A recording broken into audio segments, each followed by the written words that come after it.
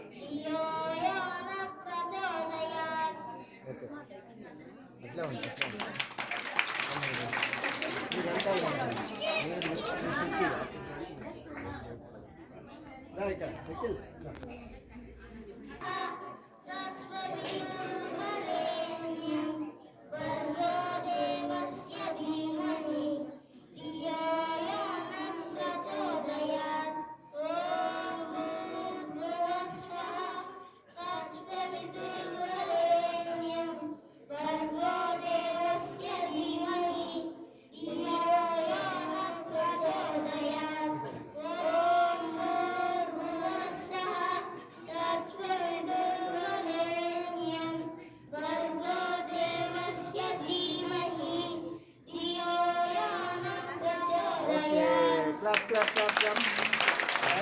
Very good. Next.